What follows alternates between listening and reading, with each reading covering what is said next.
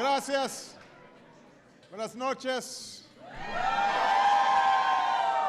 Bienvenidos. Welcome to the Cinco de Mayo at the White House.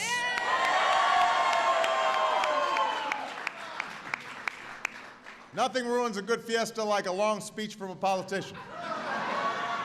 So I'm going to keep it short. Keep it short. I just want to acknowledge a few proud Latinos and friends of Latinos who are here with us tonight. A great friend to me and to the United States. Ambassador Arturo Sarucan is here from Mexico with his lovely wife, Veronica. Interior Secretary Ken Salazar is in the house. Labor Secretary Hilda Solis is here.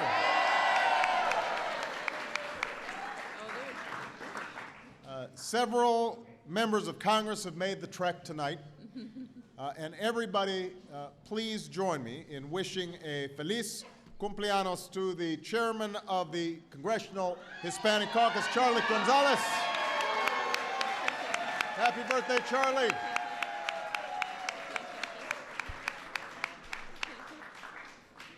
We are also joined by Hispanic Americans serving at every level of my administration, some who've contributed to a new website that we launched this week, whitehouse.gov/Hispanic.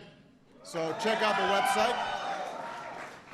And welcome to all of you who are serving on the commission to explore the creation of a new national museum of the American Latino. So, today they presented me with their final report to Congress, and I'm grateful for their hard work, and hopefully we will see that museum become a reality. So we're very grateful to them. Finally, I want to thank my band, the United States Marine Band.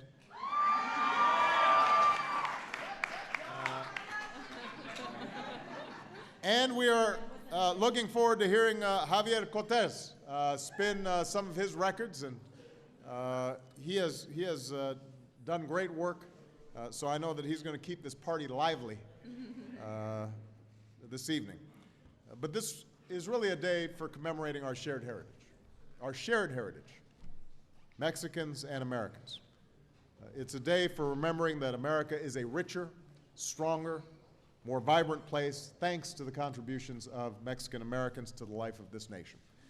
Contributions in commerce, culture, in language, in literature, in faith, and obviously in food. I asked Michelle the other day, I said, what's your favorite food? Because we were sitting around with the girls. She said, oh, Mexican food. That's.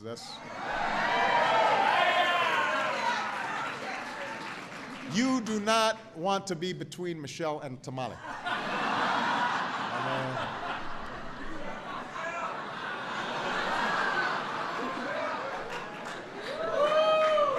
It is true.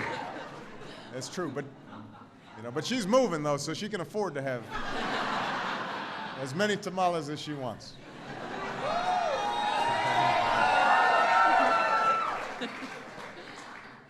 It is also a day for honoring the service of the many Mexican Americans who serve proudly in our country's uniform, and we are grateful to them.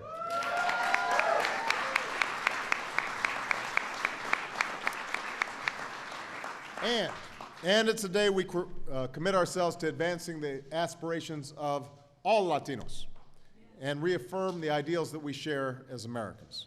That means improving the education that we provide to our children, strengthening the social safety net that we build for our seniors and the poor and the sick, living up to our values as a nation of immigrants that built this country into the economic powerhouse that it is and the beacon of hope that it is around the world. I've talked to you in recent weeks about this immigration issue. I strongly believe that we've got to fix this broken system so that it meets the needs of our 21st century economy and our security needs. I want to work with Republicans and Democrats to protect our borders, to enforce our laws, and also to address the status of millions of undocumented workers. I want to sign the DREAM Act into law.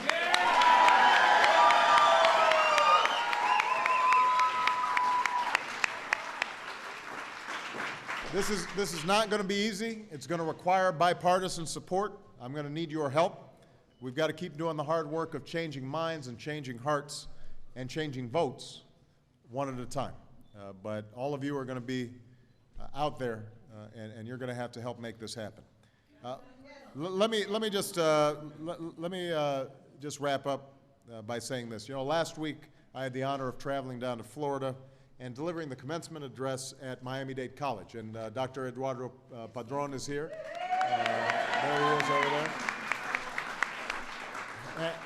And I want to brag on him a little bit because he's actually a graduate of the school.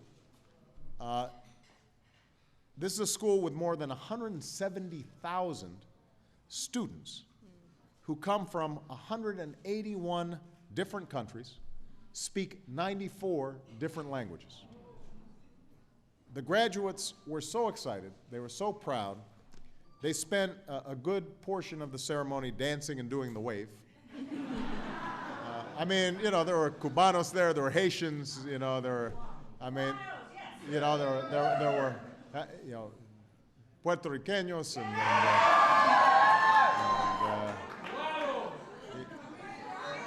I mean, everybody was there.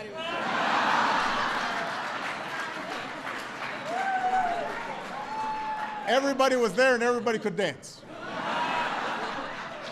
So, and they were excited not just to finally get their exams out of the way, but because they finally knew what it was to achieve a dream. Many of them were the first in their families ever to graduate from college. And they overcame obstacles and defeated their own doubts to finish.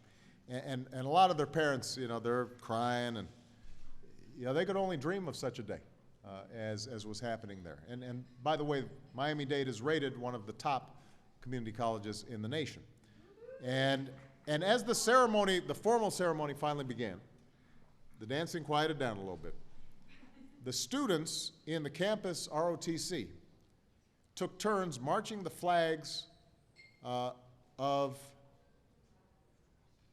the countries of origin for each of the graduating students. So you got 181 countries, and the students would, you know, stand up and cheer after, when the Haitian flag went by or the Colombian flag went by, I mean, you name it, right? Everybody was getting up and cheering. Some flags received a lot of cheers, Mexico, Guatemala.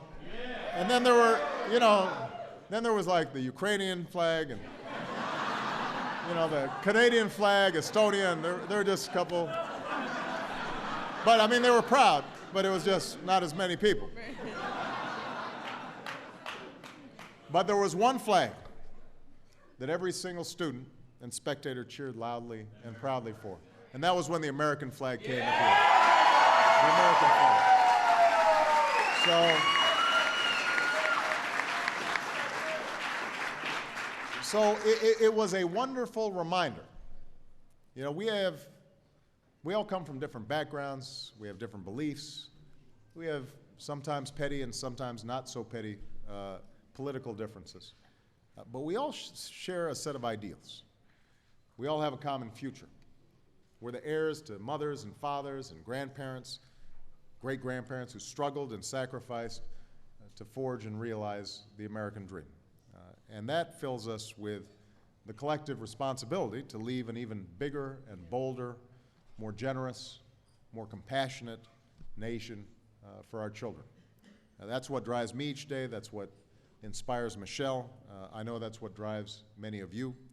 So I'm thrilled to have you here today where we celebrate your incredible heritage, but we also celebrate the incredible heritage of this great country of ours. So God bless you. Feliz Cinco de Mayo. Muchas gracias. Thank you.